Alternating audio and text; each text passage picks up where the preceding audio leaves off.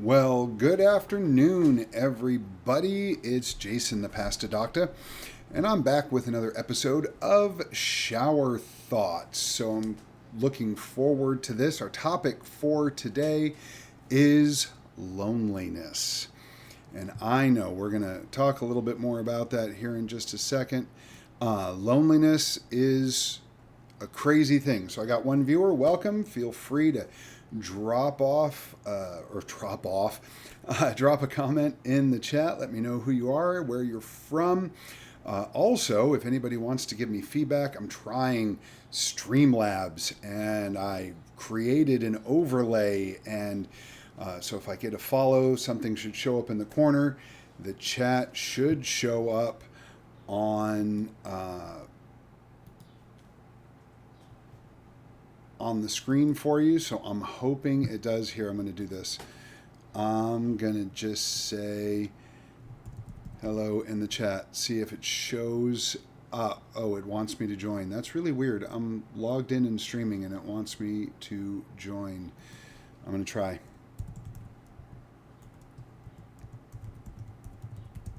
I know. Please be patient with me. I'm an old man. I'm learning how to use this stuff.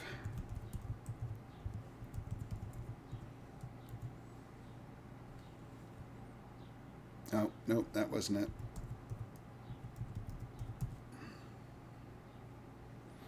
Oh, no, that's not what I want to do. Okay, never mind. I'm not going to try it. But feel free if you want to throw something in the chat and we can make sure that's showing up on the screen. But today we are talking about loneliness. Loneliness is an epidemic. That is what the World Health Organization is calling it. And how do we know it's an epidemic? Well, we're going to talk about those stats, but I'm going to start with scripture. I'm the Pastor Doctor. Oh, howdy, hey, I'm on audio only since I'm at work, and it showed up in my overlay. I am pretty sure that's Connor. Hey, Connor. Thanks for listening. But we're talking about loneliness, and it showed up in my stream. That makes me so excited. That means I may have actually done the overlay correctly. Connor's going to help me get this right as time goes on, but I wanted to give it a go, and I'm not going to be available tomorrow. I like to do shower thoughts on Fridays, but I'm traveling to Oklahoma to hang out to watch my niece graduate, which is going to be awesome. So we're going to start with the scripture, Psalm 34:18 from the New Living Translation. It says, "The Lord is close to the brokenhearted. He rescues those whose spirits are crushed," which is just an incredible verse, Psalm 34:18. So if you want to do something with that, you want to put it on a Post-it note and hang it on your wall, feel free. I'm going to throw it in the chat so you have that as a reference. Why did I pick that scripture? Well, because I believe the Lord is close to the brokenhearted, and he rescues those whose spirits are crushed. Now, we're talking about loneliness, and it has reached an epidemic status. I didn't actually look up what causes something to reach an epidemic status, but let me share some statistics with you, and it will probably illustrate why this has reached an epidemic status. It is estimated that between 30 and 32% of adults in the United States experience loneliness on a weekly basis. That's 1/3 of the population. We're well over 300 million, approaching 400 million people in this country. So you're talking 130 million people, roughly 120, 130 million people. Worldwide, they estimate that it is 1 in 6 adults experience a loneliness. A loneliness? Yep, I know how to talk. So if 1 in 6 adults are experiencing loneliness, you're talking, well, there's over 8 billion people. So 1.5 billion people on the planet, well over 100 million in the United States. If we go back, and I'm not trying to be political or anything here, right? But COVID was a pandemic. If we had 130 million people in our country who came down with COVID, that would have been unbelievable. And maybe we did reach that numbers. That's why it was called a pandemic. I don't have those numbers in front of me. But 30 to 32% of adults. Now, if you put that in the box of 18 to 34-year-old people, that number jumps to 40%. It is higher among men than it is among women. Men are around 33.5, women about 30.7. That's how we end up in that 32-ish% range. And then it gets even higher in certain marginalized communities, like the LGBTQ plus community. They estimate, or the statistics say, it's not really an estimation, I guess it is because it's a range, 56 to 64% in those communities experience loneliness, which is just astounding to me. We're going to talk about the causes of loneliness. We're going to talk about some possible solutions to loneliness. And I'm going to keep reminding you from Psalm 34:8 that the Lord is close to the brokenhearted and he rescues those whose spirits are crushed. Because loneliness is a crazy epidemic. So I'm going to tell you a little bit about myself in regards to this. I struggle with loneliness. I spent 11 years serving as a pastor in a church where I was the only staff member, smaller churches in rural settings. And the result of that was I struggled with loneliness quite often. Because of my own mental health issues, which we'll talk about a little bit among the causes, right? I struggle with depression. I struggle with anxiety. Thankfully, I'm doing really well right now. But as a result of that, I can feel lonely in my own room, or in my own room. I'm alone right now. My dogs are here. They were barking a minute ago. But I can feel lonely in a crowded room because I don't always feel connected to other people. I don't always feel like other people are aware of what's going on in my life. And so because of that, I struggle with loneliness. It is just part of the reality of my life. I've talked to my wife about it. I've talked to a therapist about it. I have taken active steps to overcome that in my own life. But the reality is, you could be working with somebody, going to school with somebody, you could be chatting with somebody here on Twitch who is struggling with loneliness.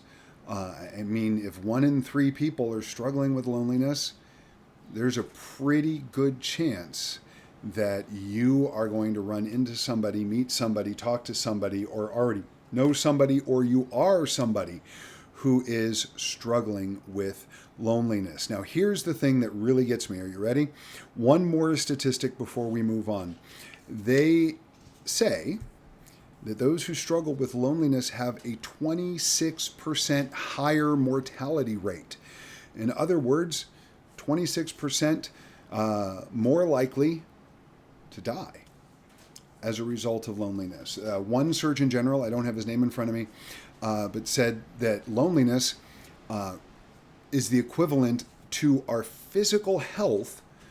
It is bad for our physical health, equivalent to smoking 15 cigarettes a day. So loneliness is not a joke, right? And there's a lot of causes of loneliness. So let's jump into the various causes of loneliness. The first one on my list is situation changes. And that's a really broad category, isn't it? There's a lot of things that can cause our situations to change. Some of them might include a job loss. I actually have a friend who lost their job yesterday, and that's causing them some issues. Well, it's going to cause them some struggles. But if you have a lot of social interaction at your job, if you work with other people, a job loss can certainly add to loneliness, or that's a situation change that can add to loneliness. It was at one point in time where I was feeling so lonely, I actually got a second job, even though I had a full-time job, but I worked alone a lot, as I said a little while ago. But I took a second job where I worked at a Starbucks for like 8 months, just because I liked being around the people. I liked being around other people. And well, I really like coffee, so that really worked well for me. Um, what other situation changes, right? Maybe it's not a job loss, maybe it's a job change, and you had a lot of friends at your old job, you're at a new job, and you haven't really made friends there yet. That can be a cause. Changing schools, big deal, right? If you go from high school to college, or if you're at one college and go to another, or your family moves, right? Maybe you're younger, your family moves, you don't have a choice, mom or dad got a new job or something, and you end up at a new school, and no, you're right, you have to make new friends, all of that. Situation changes. Maybe it's a divorce. That can cause huge loneliness issues, either if you're the person who has gotten the divorce or if you're a child affected by it. A child, it doesn't matter how old you are, you can be deeply affected by divorce. The loss of a loved one, right? That can be huge, especially if it's a person you were close to, that you talked to, that you spent time with. And that gets even worse if that loss is sudden, maybe due to an accident or an unknown health condition. All kinds of situation changes. Or maybe you're the one moving. Maybe you graduated from college and you got a job and you moved somewhere, or you got a new job, or whatever, right? There's all of these various situations that, when a situation change happens, can cause you to experience loneliness, or if you're already experiencing loneliness, can cause it to get worse. There are social and environmental factors. Maybe you just live alone, and that causes you to feel lonely when you're at home. Maybe you retire. I don't know if there's a lot of retirees on Twitch, but it can happen. Maybe you have somebody in your life, a parent or grandparent, who recently retired, and you just notice that they're not their normal selves as a result of that huge life change. For some people, maybe it's just a lack of friends. Having friends is hugely important. It has been said, and again, I don't have the person who said this in front of me, that show me your 5 closest friends and I'll show you your future. And it's very, very true, because friends have a huge influence on us. But if you're anything like me, making close personal friends isn't always easy.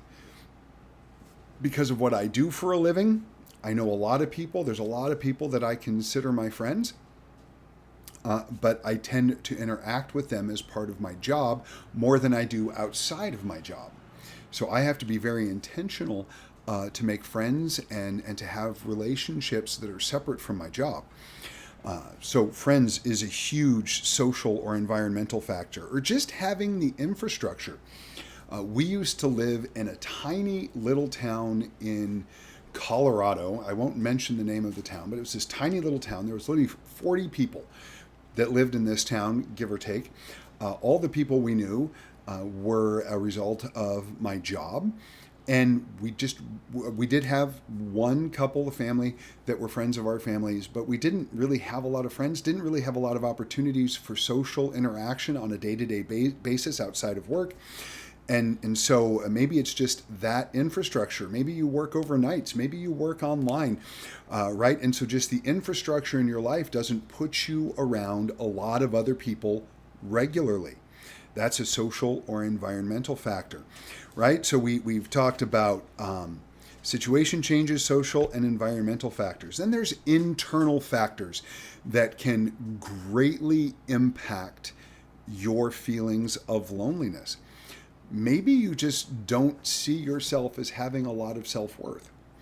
And so you don't think you're worthy of having friends, or you don't think that other people would want to be your friends, or you think if you insert yourself into some kind of social situation that you're going to be rejected, which can also add to social anxiety. That's another factor we'll talk about in a moment. I'm here to tell you, you are of infinite worth before God, infinite worth to many people around you. And if somebody doesn't see your worth, that's their problem. I know that doesn't fix it. Trust me, I know. There have been many times in my life when I've struggled with my own self-worth. And so I have to be reminded how greatly I am loved by God and by the people around me. And so, but that can be an internal factor that certainly contributes to loneliness or social anxiety. Social anxiety is a brutal form of anxiety. I know people who struggle with it. Um, they have learned over time to manage it a little better. I know some people who struggle with social anxiety so bad that they just will not be involved in social situations. They get jobs where they get to work alone. They don't go out. They don't like going to the movies. They don't like going anywhere. I've met people who their social anxiety borders almost on agoraphobia, which is the fear of going outside. And so they work in their house, they live in their house, everything they do is in their house. They don't have social connections or social interactions with other people. But some people just have some level of social anxiety where being around people is a big struggle for them. They really have a hard time making connections with other people as a result of that. And so they tend to feel lonely, which is very understandable. If you do not have connections with other people, you're at high risk for feeling lonely. There are those people, right, that they're really good on their own. I am not one of those people. I don't know if you're one of those people, but there are some people that are just really good on their own. Good for you. However, don't underestimate the power and benefit of social interaction. Just don't underestimate that. Even if you are good on your own, it's still important to have connection with other people. There's also a lack of self-compassion, which kind of goes back to lack of self-worth that we talked about as another internal factor. And that lack of self-compassion might be that you just don't think you deserve to have those connections. You don't think you deserve to have meaningful relationships in your life. And really the act of self-compassion and self-care, which we'll talk about under the solutions category when we get there in a little bit, is huge. It's huge for you. But we'll get there. Now, in our day and age, and I know there's a bit of an irony here, I'm live streaming on Twitch. This will get posted after I'm done on YouTube. But there's a great reality that comes along with what is known as digital disconnect. Facebook, Instagram, X or Twitter, whatever you call it. Wow, the other one leapt out of my head. TikTok. Platforms like this, Twitch or Kick or wherever you might be on a platform like this, YouTube. While they're all wonderful in their own way, right? I love Twitch. I actually enjoy Facebook. But as you know, if you've listened to me before, I don't spend a lot of time on social media. It's nice for finding out what's going on in somebody's life. It's nice for kind of keeping long lost connections up, like high school, right? I've been out of high school for 30 plus years, and it's really nice to, find out that somebody I went to high school with is doing well, right? So there's good things on those social media platforms, but I think you can connect with people on a digital platform. I really do. I think Twitch is actually a really good example of that. You meet a lot of people on Twitch. You can meet a lot of people on Twitch. You can make some meaningful connections. You can talk. You can chat. So there's definitely a social component that's very positive on these various platforms. But for some people, the platform replaces real connection. And if the platform replaces real connection, right, if your only connection with people is through a screen, that can add to loneliness.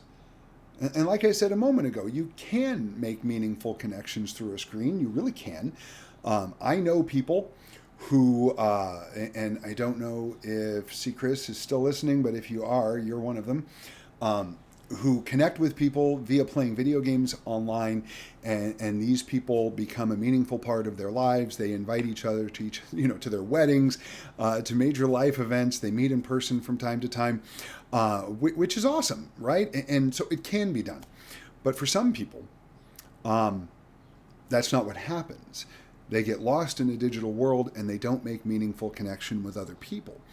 And that can become very detrimental to their emotional, physical, spiritual well-being.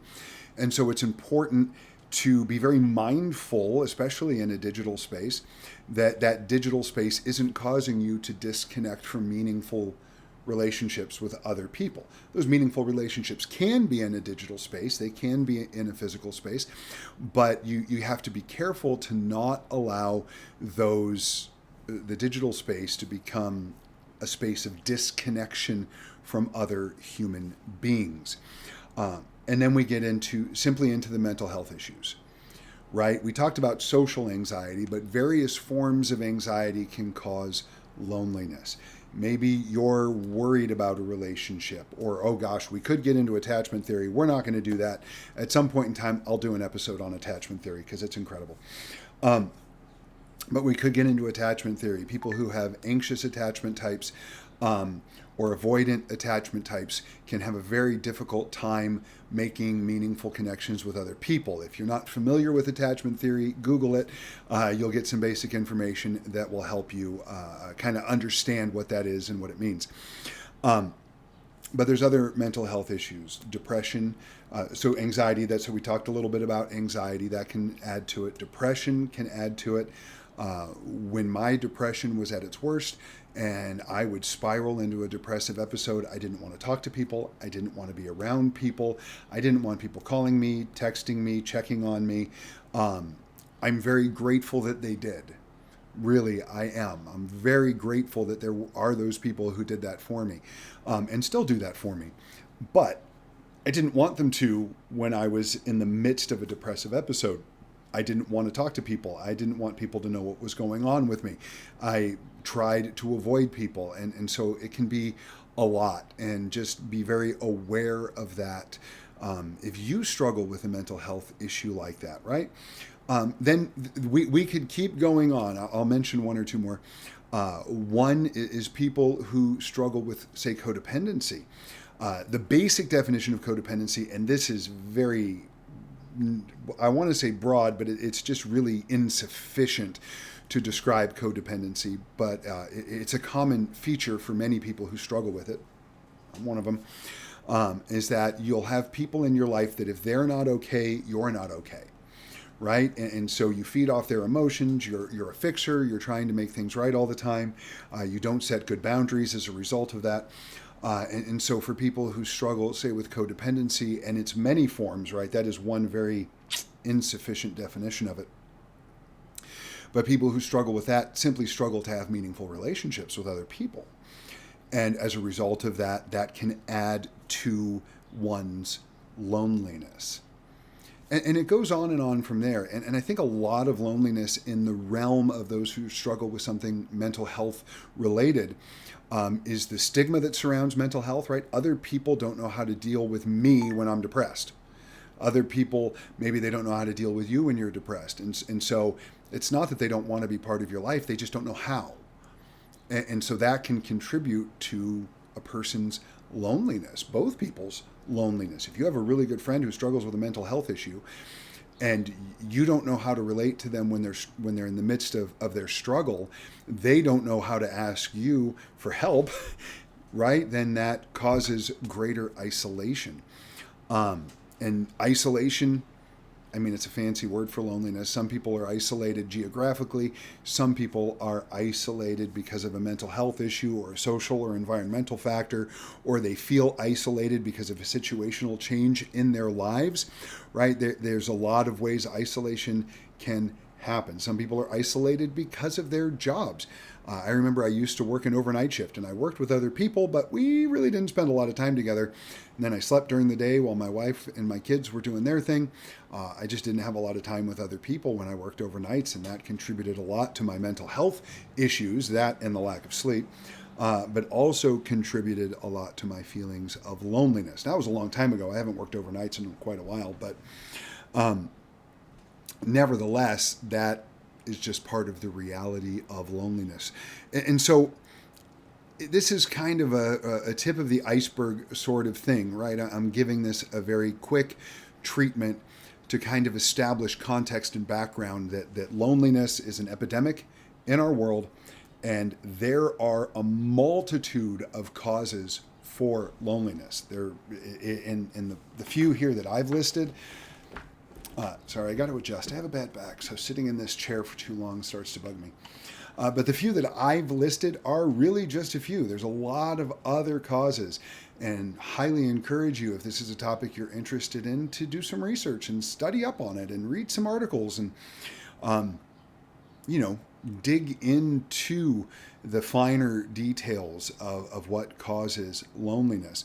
And I'm going to encourage you to do the same thing for the solutions. I have a few solutions here that I'm going to share with you, and I'm going to talk a little bit about how I have employed these solutions in my own life to deal with my own loneliness.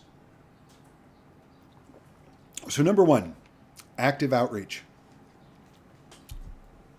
And what that means, very simply, is do something about it, right? I know that seems really silly, but do something about it. Maybe you have a friend you haven't talked to in a long time.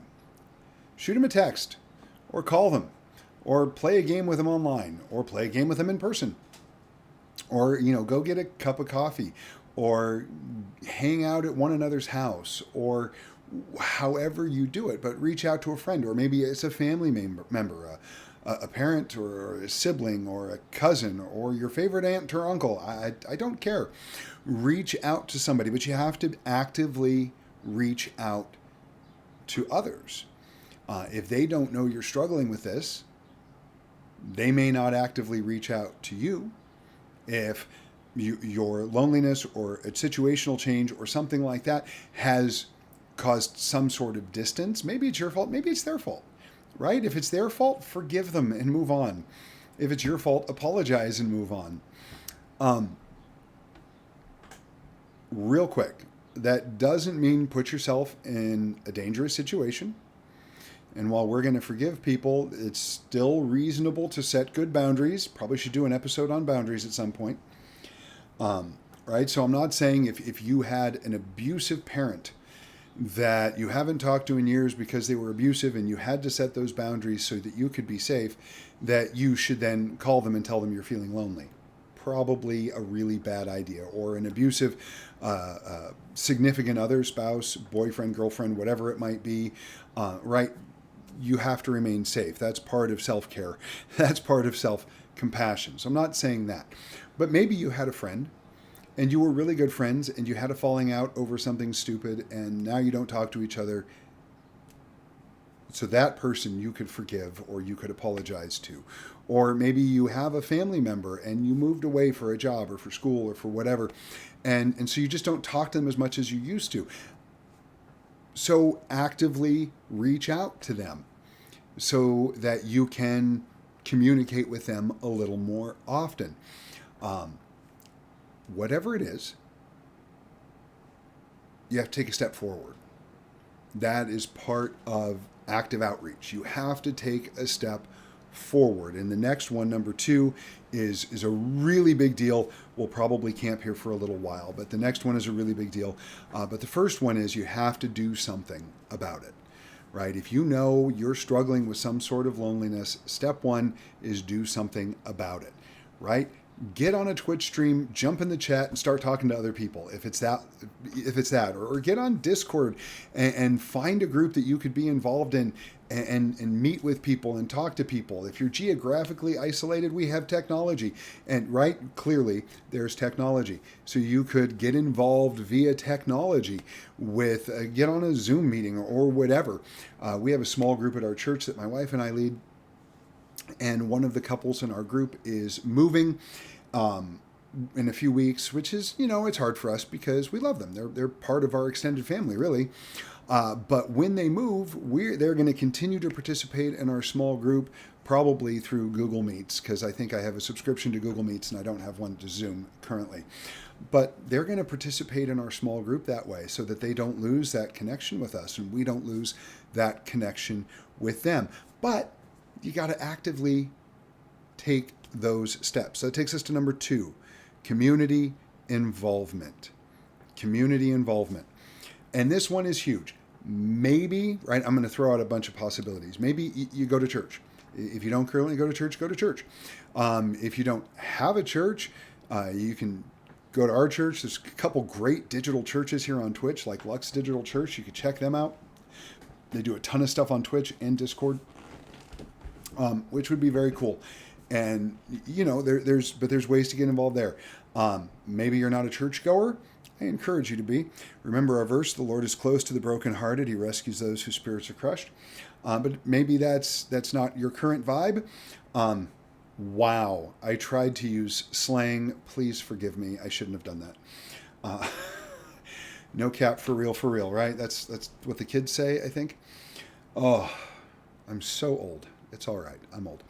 But maybe community involvement is volunteering at a soup kitchen or a food pantry, joining the YMCA and taking a fitness class or something like that. Maybe it's getting involved in community theater, volunteering at an animal shelter. And I'm just going to say, I'm going to throw this out there. Animals help with loneliness. And if you can't have a pet where you live, I apologize. But if you can and you're struggling with loneliness, get yourself a cat, get yourself a puppy. Oh man, it's incredible. I love my pets dearly, and my pets do help me with my loneliness. I take them for walks. You know all this about me, but I take them for walks. I meet people as a result of it. Enrolled my dog. He's our big dog, but he's our puppy. He's only about a year and a half old. Enrolled him in obedience classes and just had a fantastic time talking with other people, other pet owners whose dogs were also there. My dog got some socialization. Pets are a great way. But you could volunteer at an animal shelter, on an evening or a weekend or whatever your work schedule allows. All right, we can keep going down the list.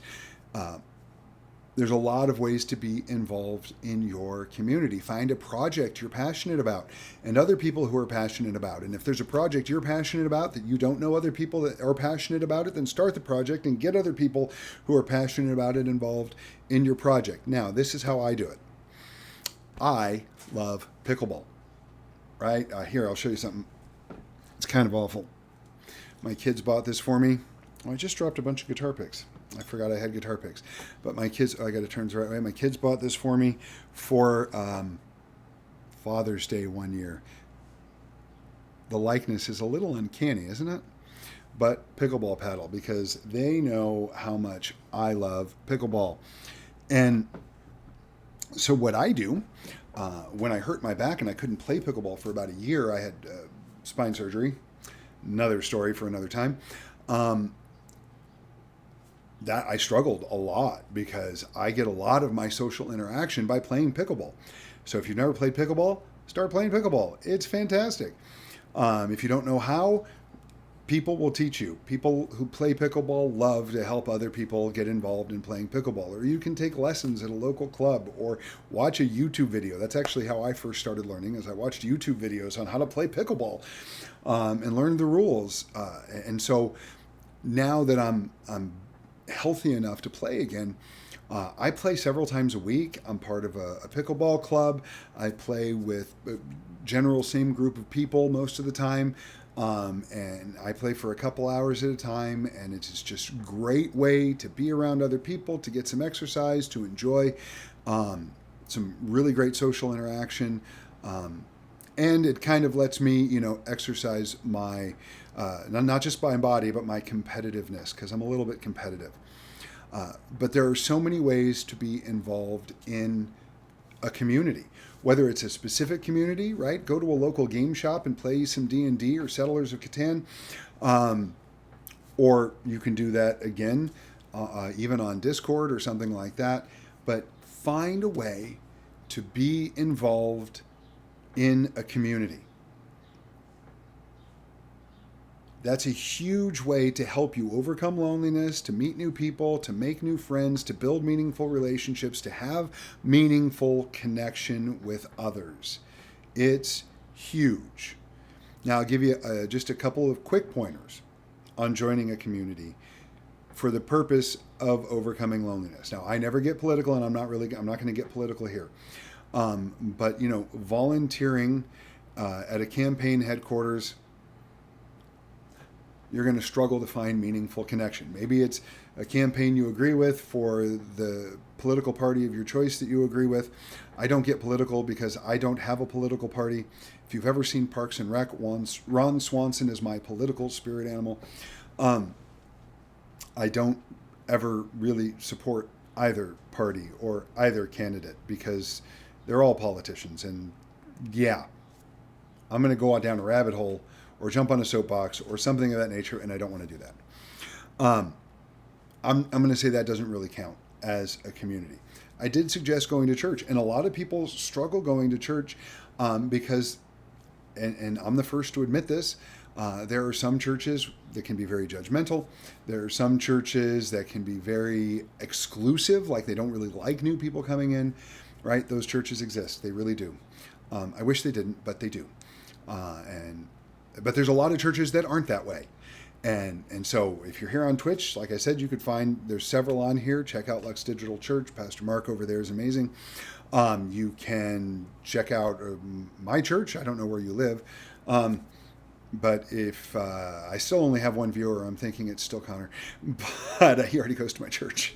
But maybe if you're watching this a little bit later on, you see the recording of it, and you're not sure where to go to church, most churches stream online, and you can kind of get a feel for them before you ever visit in person. But be careful.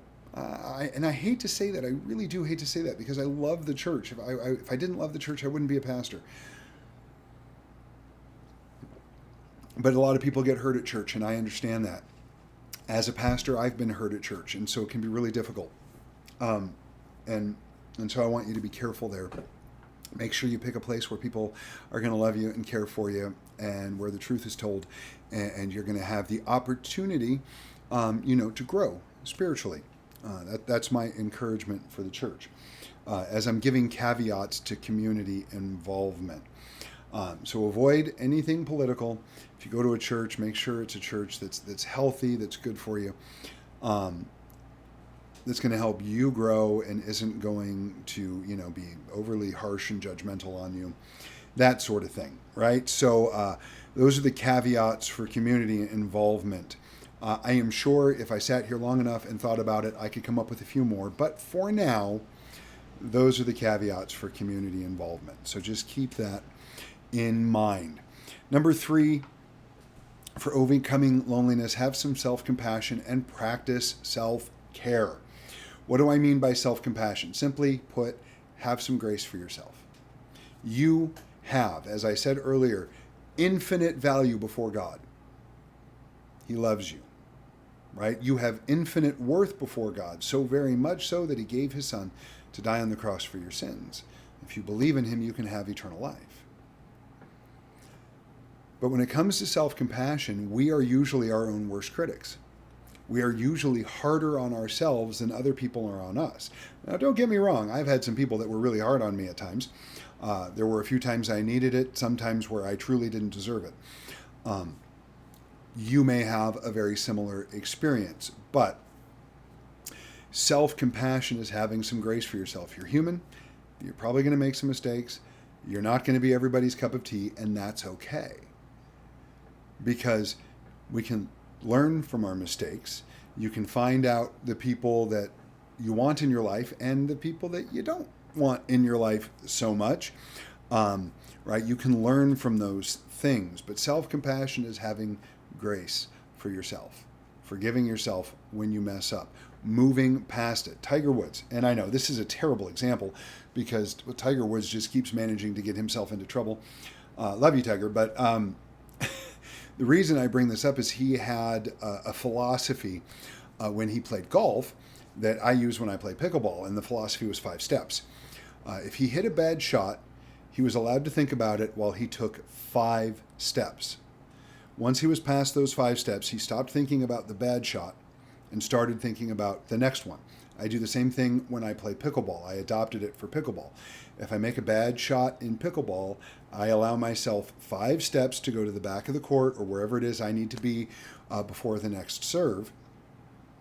And those are the 5 steps I'm allowed to think about that bad shot, and then it's time to move on to the next shot. So maybe you use that rule in your own life. And if you've made a mistake or something went wrong in a relationship or whatever it is, give yourself a set amount of time. You're going to think about it, learn from it, and then you're going to start moving forward, right? That's self-compassion. But you can also practice self-care. And there's a whole lot of things in the world of positive psychology about self-care, and you could look up a lot more than I'm going to say here. But some of those things that involve self-care are, right, just eat well. I'm not saying don't eat the cookie or the cupcake. Clearly, I eat cookies and cupcakes. I love them very, very much. But, you can eat one cupcake instead of the whole dozen, or one cookie instead of the triple batch of chocolate chip cookies that your daughter made, or whatever that looks like for you, right? But you can eat well. You can exercise. Go for a walk, go to the gym, right? You go to the gym, you got community involvement and self-care all wrapped up into one, or play pickleball, which does the same thing, right? Spend time, right? Take time off from work, take a day off, go on vacation when you need to. But self-care boils down to this. Spend time doing things that are life-giving to you. Spend time doing things that are life-giving to you. For me, that involves a couple things. I love to play music, so I'm actually in a band, and hang out with a couple other old guys, and we play some good old-fashioned rock and roll and have an amazing time doing so. I play pickleball. That gets me some exercise and some social interaction. I try to be careful on my diet. I try, along with exercise, just to do things that are life-giving to me. I love watching movies, so I love to sit down and watch a movie with my family. Love going to the movies, getting a big old bucket of popcorn, and just being able to enjoy that time. What is it for you, right? I like walking my dogs. I can keep going. What is it for you? What is it that's life-giving to you? My daughter, I have 2 daughters, but one of my daughters, one of them crochets. She finds that relaxing and life-giving, and so she does that. My other daughter loves to paint.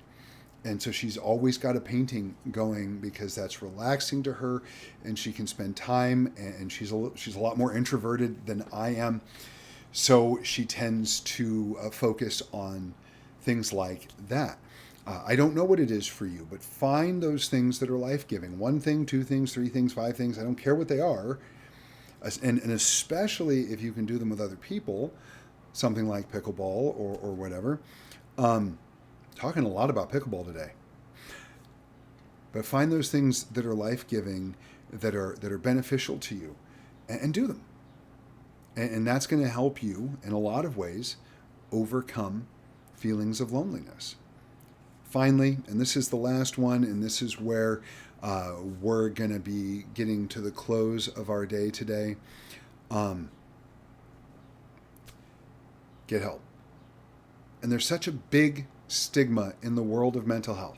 And I think there's a good chance I'm going to bring this up every time I do a shower thoughts like this, that, if you're diagnosed with cancer, nobody looks down on you for taking the medication you're given, going through surgery, getting chemo or radiation. No one's going to look at you and go, oh man, why are you doing that? It's just cancer, right? But I've had people tell me when I was depressed that I should just get over it. That doesn't work. I couldn't just get over it. I needed help. That help involved therapist, several over the years. I've had several therapists over the last 15, 16 years of my mental health journey. At one point in time, it took medication. I took an antidepressant for, I gave you that time period, about 15, 16 years. I've been on my own mental health journey of actually getting better. And there was a period of about 4 years in there where I was on an antidepressant. I'm not now, but I would not be opposed to going back to one if I needed it. And that's okay. And so if you need help, get help.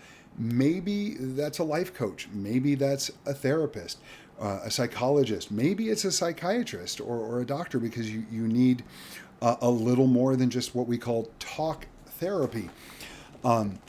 wow, every time I adjust myself in my seat, my head pops off the camera.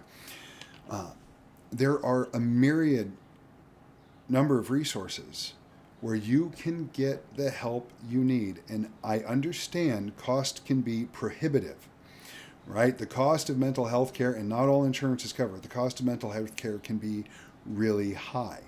But there are also a lot of programs to help with that if the cost is the reason that you're not getting help. There is not the church I go to. We're a smaller church, but there's another church in town where they have a whole mental health ministry. They have licensed therapists who are part of it, and if you can't afford help, they will help you afford the help. And I would imagine, whether it's online or in the town where you live, there are options like that. And I really hope you do that. I really, really hope you do that.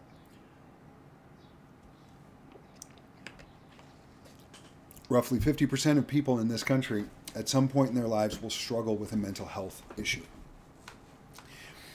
Of those 50%, less than 50% of those will ever be diagnosed, and less than 50% of those diagnosed ever get help. I want you just to think about that.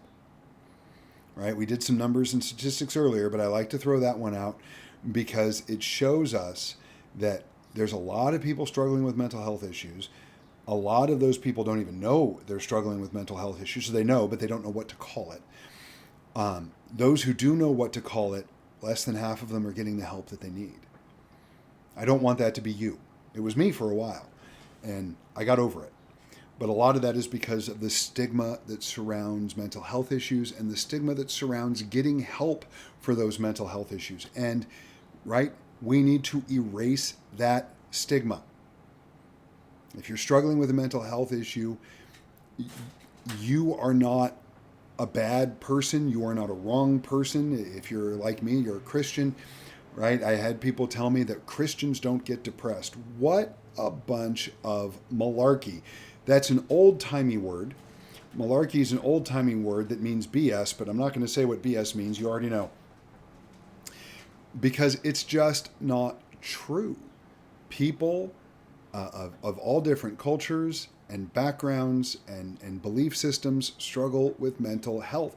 It doesn't mean you're a bad person. It doesn't mean you're a bad Christian. If you're a Christian, it doesn't mean you are wrong or different than other people in the world. The fact is, well over half the people in the world struggle with mental health. You're actually more likely to be part of the majority than you are the minority. But for some reason, there's still a stigma around it, and it needs to be erased, gotten rid of, thrown away. I don't know if you can hear that. There's a wind blowing. My window's open because it's nice out, and I have these vertical curtains that keep hitting the windowsill. But anyways, sorry, I get distracted easily. But we need to erase that stigma. It's disgusting, right? There's no stigma around a person who struggles, who say is diagnosed with cancer, or a person who is diagnosed with diabetes or heart disease or whatever it is, right? And there's no stigma that surrounds that. We don't look down on them or think they're less, or at least we shouldn't. We really shouldn't be that way with people who struggle with mental health either. It is a health issue. It is a disease. And sometimes you need to get help.